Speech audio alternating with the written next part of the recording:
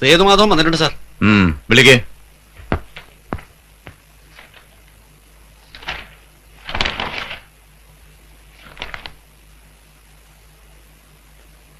സേതുമാധവൻ അല്ലേ? അതെ സാർ. എത്തിയാലുടനെ ഇവിടെ വന്ന് റിപ്പോർട്ട് ചെയ്യണമെന്ന് പറഞ്ഞു അയച്ചിരുന്നില്ലേ ജയിലിൽ നിന്ന്? ഞാൻ ഇന്നലെയാണ് എത്തിയത്. മിനിഞ്ഞാന്ന് റിലീസ് ചെയ്തല്ലേ നിന്നെ? അതെ സാർ. പിന്നെ ഇവിടെ പോയി? ഒരു കൂട്ടുകാരനെ കാണാൻ പോയി. ആരാ അത്? കേശവൻ. നാട്ടിൽ ഞങ്ങൾ ഒരുമിച്ച് കളിച്ച് വളർന്നവരാ. എന്ത് കളി? എന്ത് കളിയാ ഒരുമിച്ച് കളിച്ചിരുന്നത്? എന്താ മിണ്ടാത്ത നീ? ചെറുപ്പത്തിൽ കുട്ടികൾ എന്തൊക്കെയാ കളിക്കുക അതൊക്കെ. അല്ലാതെ പിടിച്ചുപറിയും മോഷണവും കൊലപാതകവും ഒന്നും അല്ല അല്ലേ? സാർ ഇങ്ങനെയൊക്കെ ചോദിച്ചാ എന്താ പറയാ? അത് ശരി, അപ്പൊ ചോദ്യം എന്നോടായോ? ഇനി എന്താ പരിപാടി? ഒന്നും തീരുമാനിച്ചില്ല. തീരുമാനം എന്നത്തേക്കാവും? സാർ പരിഹസിക്കരുത്. പരിഹസിച്ചാ നീ എന്ത് ചെയ്യും? വിളയ്യാ നീ? മര്യാദക്കൊക്കെ ജീവിച്ചോണം, ഇല്ലെങ്കിലുണ്ടല്ലോ ഈ തടിയൊക്കെ ഞാൻ ഉടയ്ക്കും. സാർ ചെയ്ത തെറ്റിന് ശിക്ഷ അനുഭവിച്ചിട്ട് വന്ന ആളാണ് ഞാൻ. ഇപ്പൊ ഞാനൊരു കുറ്റവാളിയല്ല. എന്നോടങ്ങനെ പെരുമാറരുത്. പിന്നെ എങ്ങനെ പെരുമാറണാവോ? മനുഷ്യനോട് പെരുമാറുന്ന പോലെ നിയമപരമായി എനിക്ക് ഇവിടെ വരേണ്ട ഒരാവശ്യമില്ല. സാധാരണ നടപടി തെറ്റിക്കേണ്ടെന്ന് കരുതി വന്നത്.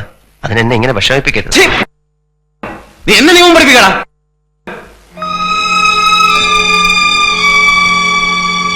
ഇടിച്ചതിന്റെ പതിര് കലക്കിയിട്ട് ഒരു കേസിന് രജിസ്റ്റർ വീണ്ടും നിന്നെ ഇരുമ്പടിക്കുള്ളിലാക്കാൻ എനിക്ക് കഴിയും. സാറിന് എന്തും ചെയ്യാൻ കഴിയും. അധികാരത്തിന്റെ കുപ്പായമുണ്ട്.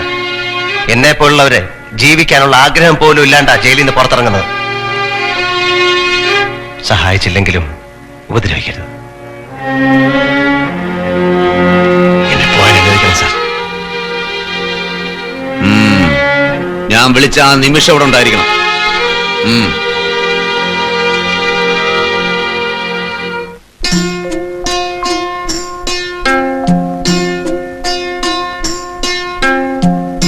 ഞാൻ എങ്ങോട്ടെങ്കിലും പോയെങ്കിലും ഒന്ന് ആലോചിക്കുക.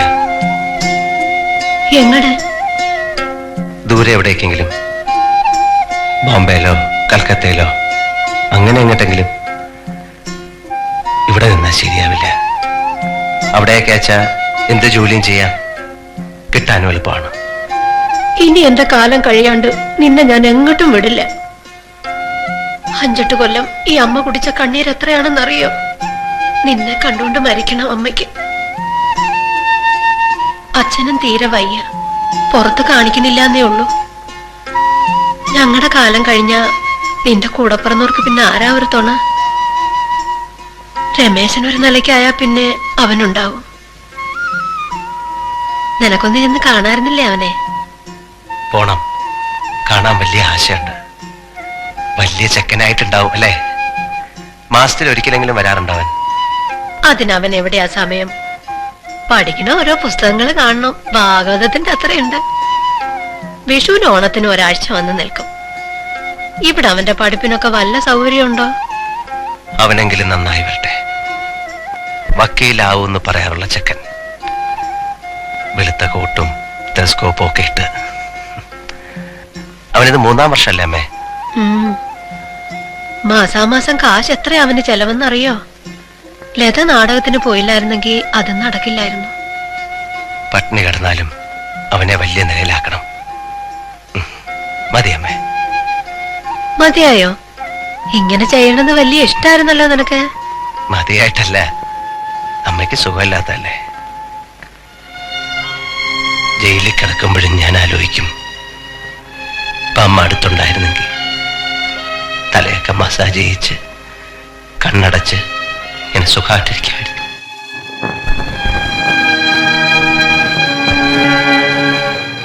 അവന്റെ കൈയും കാലെങ്കിലും വെട്ടാമായിരുന്നില്ലേ നിങ്ങൾക്ക്?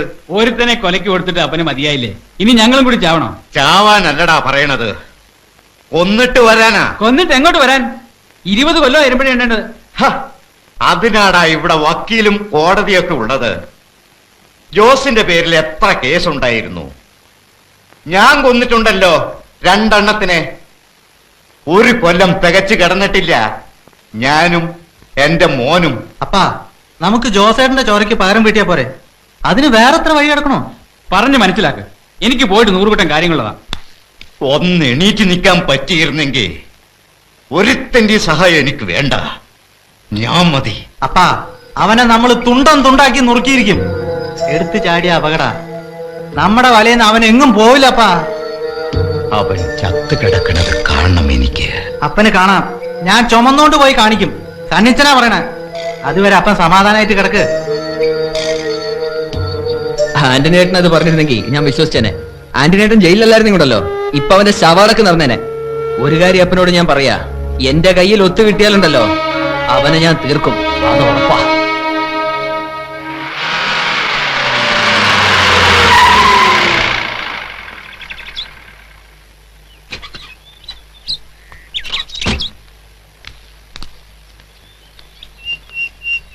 സേതുമാധവന്റെ വീടല്ലേ?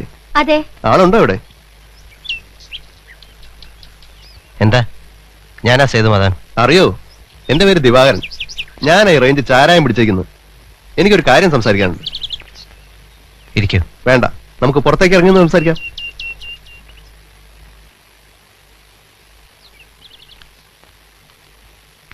നമ്മളെ പറ്റി ധാരാളം കേട്ടിട്ടുണ്ട്. ജയിലിൽ നിന്ന് വന്ന കാര്യം ഞാൻ മിനിഞ്ഞാന്നാ അറിഞ്ഞത്. എന്താ സംസാരിക്കാനുണ്ടെന്ന് പറഞ്ഞു? അതോ, എന്നെ ഒന്ന് രക്ഷിക്കണം സേതുമാധവ. വാശിക്ക് വിളിച്ചതായി റേഞ്ച്. അന്യായ കാശായി. ഇപ്പൊ വലിയ നഷ്ടത്തില. സകല മുക്കിലും മൂലയിലും ഉണ്ട് വാറ്റ്. എക്സൈസുകാർ വല്ലപ്പോഴും വന്നൊരു കറക്കം കറങ്ങി പോകുന്നതല്ലാതെ ഒരു കാര്യമില്ല. ഓരോ വരവിനും നമ്മുടെ പോക്കറ്റ് കാലിയാവുകയും ചെയ്യും. ഇതൊക്കെ എന്നോട് പറയേണ്ട കാര്യം എന്താണ്? പറയട്ടെ. അപ്പൊ നമ്മൾ നേരിട്ട് ഇടപെട്ട് പിടിച്ചാലേ കാര്യമുള്ളൂ. അതിനൊരാള് വേണം. പേര് കേട്ടാ ഞെട്ടണം.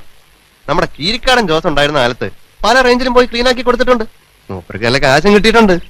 എന്റെ റേഞ്ച് സേതുമാധവൻ ഒന്ന് ക്ലീൻ ആക്കി തരണം. ഞാനോ?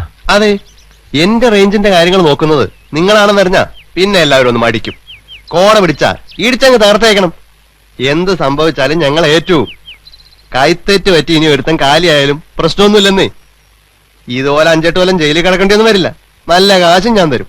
എന്താ, എന്റെ കൂടെ നിൽക്കല്ലേ? ഇല്ല. സേതുമാധവ, ആലോചിച്ചിട്ട് പറഞ്ഞാ മതി. മറ്റാര് തരണേക്കാൾ കൂടുതൽ കാശ് ഞാൻ തരും. നിനക്ക് ഇഷ്ടമുള്ള 1-2 ആളുകളെ കൂട്ടരും വിളിച്ചോ. സാറേ, കഷ്ടപ്പാടുകളുണ്ട്, ധാരാളം പ്രശ്നങ്ങളുണ്ട്. എന്നാലും കൂലിത്തല്ലിന് ഗുണ്ടായിട്ട് എന്നെ കിട്ടില്ല. അതിലും ഭേദം ഞാൻ തെണ്ടും. ഹാ, എന്താ ഇങ്ങനെ പറയണത്? കൂലിക്ക് എല്ലാം വിളിക്കല്ല, എന്റെ അമ്മയിൽ ജോലിക്കാ വിളിക്കണത്. ജോലി ഇതാണെന്ന് മാത്രം. ആ ജോലി എനിക്ക് വേണ്ട സാർ. നിങ്ങൾക്ക് ആളെ തെറ്റി. ഒരാളെ കൊല്ലേണ്ടി വന്ന് ജയിലിൽ പോയിട്ടുണ്ടെന്ന് വെച്ച് കീരിക്കാടൻ ജോസിന്റെ ലിസ്റ്റിൽ പെടുത്തരുത് തന്നെ.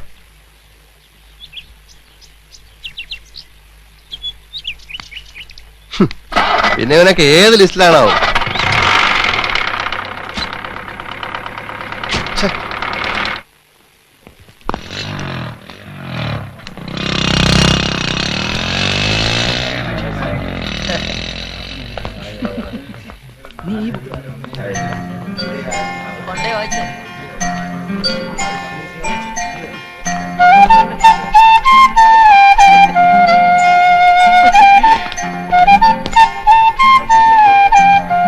ഞാൻ നടക്കട്ടെ.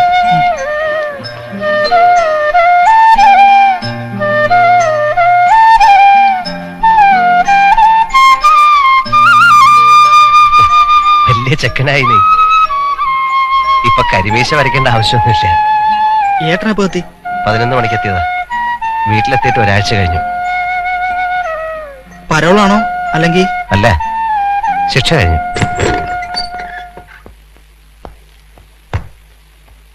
ഇരിക്കും.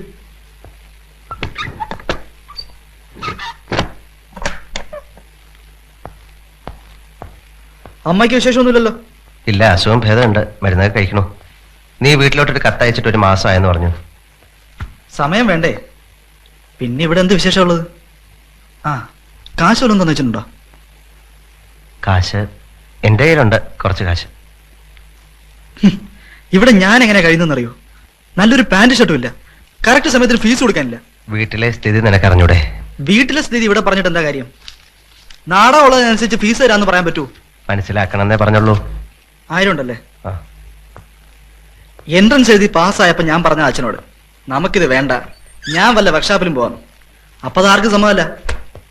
ഇപ്പൊ കാശ് വെച്ച് എഴുതിയ 1500 ചേരും. ഞാൻ എന്ത് ചെയ്യും? മറ്റു പിള്ളേരെ പോലെ എനിക്കും കഴിയണ്ടേ? ഒക്കെ ശരിയാവും. ഇപ്പൊ ചേട്ടൻ ഇറങ്ങിയില്ലേ? നിന്റെ പഠിപ്പിന്റെ കാര്യം ഞാൻ നോക്കിക്കോളാം. നിനക്ക് എത്ര വേണമെങ്കിലും പഠിക്കാം. എന്തെങ്കിലും ഒരു മാർഗം ഉണ്ടെങ്കിൽ ചേച്ചിയോട് നാടകം നിർത്താൻ പറയണം. ഇന്നാളിൽ എൻ്റെ ഒരു ഫ്രണ്ടിന്റെ നാട്ടില് ആർട്സ് ഓഫ് ഇനോഗ്രേഷന്റെ നോട്ടീസ് ഉണ്ടെന്നപ്പോ ചേച്ചിയുടെ പടം ഞാൻ ആകെ ഒരുങ്ങിപ്പോയി. അവള് നാടകക്കാരിയായത് നിനക്ക് വേണ്ടിയാ. അതെ, എന്നാലും ആളുകൾ ഓരോന്നൊക്കെ പറയുമ്പോ എന്റെ തല കുനിഞ്ഞു പോവാ. അച്ഛനിപ്പോ എങ്ങനെയുണ്ട്? വിശേഷമൊന്നുമില്ല. ചിലപ്പോ അച്ഛന്റെ സ്വഭാവം ഭയങ്കര റിട്ടേണിങ്ങാ. കള്ളും ഉണ്ടെങ്കിൽ പിന്നെ പറയും വേണ്ട. നീ ഇങ്ങനൊന്നും പറയരുത്. മോഹിച്ചതെല്ലാം തകർന്നു പോയ ഒരാളാണ് നമ്മുടെ അച്ഛൻ. നീ മാത്രമാണ് ഒരാശ്വാസം. എന്തെങ്കിലുമൊക്കെ പറയണത് ഉള്ളിലെ വിഷമം കൊണ്ടാ. അല്ല, എന്നോടൊന്നും പറയാറില്ലേ. ഏട്ടനിപ്പോ പോണുണ്ടോ? അല്ല, ഇവിടെ മെസ്സിൽ ഗസ്റ്റ് അലോടല്ല. വേണ്ട, ഞാൻ പുറത്തുനിന്ന് കഴിച്ചോട്ടെ. എങ്കിൽ ഏട്ടൻ വയ്ക്കോ. ആ, തുറക്കടാ. വാതിൽ അടച്ചിട്ട് എന്താണ് പരിപാടി? അപ്പോ അങ്ങനെ ആയിക്കോട്ടെ. രമേശിന്റെ ഏട്ടനാ? ആ, ഒരേട്ടൻ.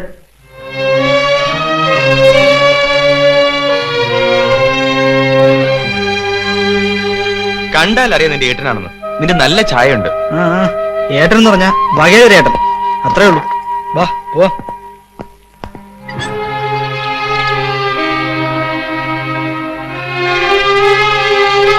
നീ എന്താ ആലോചിക്കണേ? ഒന്നുമില്ല. എന്തെങ്കിലും ഒരു പണി കണ്ടെത്തണം. രമേശനോട് അവന്റെ പഠിപ്പിന്റെ കാര്യം ഞാൻ ഏറ്റു എന്ന് പറഞ്ഞിരിക്കുക. ആ, എന്നിട്ട് അത് മുഴുവൻ പറഞ്ഞില്ല. പിന്നെന്തു പറഞ്ഞു അവൻ? എല്ലാവരും ചോദിച്ചു. അവന് വലിയ സന്തോഷമായി ഞാൻ ചെന്നത്. കൂട്ടുകാരെയൊക്കെ പരിചയപ്പെടുത്തി. ഉച്ചയ്ക്ക് ഞങ്ങൾ ഒരുമിച്ച് ഊണ് കഴിച്ചു. എന്നെ ബസ്സിൽ കയറ്റി ഇരുത്തിട്ടാ പോയത്. വിശ്രമം വേണ്ട, ഏതു നേരവും സംസാരവും ഇരിപ്പും നടപ്പും. എനിക്കിപ്പൊ പണ്ടത്തെക്കാളും വളരെ ഭേദമുണ്ട്. ആ ആയിക്കോ, ഞാനൊന്നും പറയുന്നില്ല. എടീലേ, എന്തൊരൊരുക്കുവാടി ഇത്? 5 മണിക്ക് എത്താന്ന് വാക്ക് പറഞ്ഞല്ലേ? നാളെ 9 മണിക്കാ. 7 മണിക്കങ്ങ് എത്തിയാ മതി. അച്ഛൻ വെറുതെ വേണ്ടാത്ത ഒരു വാക്ക് പറയും. ആ, അച്ഛന്റെ വാക്കുകളൊക്കെ വേണ്ടാത്തതായിരുന്നു. ഞാൻ ഈ ജംഗ്ഷനിൽ കുഞ്ഞാപ്പൂന്റെ കടലുണ്ടാവും, നീ അങ്ങോട്ട് വന്നാ മതി. അങ്ങനെ ഇപ്പൊ വേണ്ട. ചാരയും കുടിക്കാനല്ലേ? എന്റെ ഒരുക്കൊക്കെ തീർന്ന് ഒരുമിച്ച് പോയാ മതി. എടുത്തി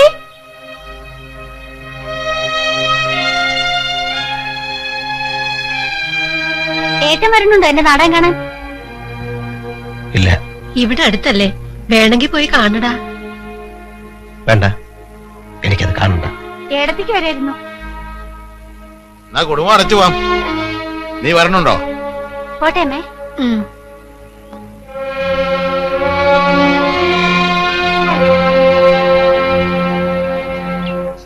എവിടുന്ന് കിട്ടിയ അമ്മേ ഇവക്ക് ഈ ധൈര്യം? ധൈര്യം ഉണ്ടാവും നഷ്ടപ്പെടാനൊന്നുമില്ല എന്ന് തോന്നുമ്പോ, നേടാൻ ഒരുപാടുണ്ട് എന്ന് തോന്നുമ്പോ ധൈര്യം ഉണ്ടാവും.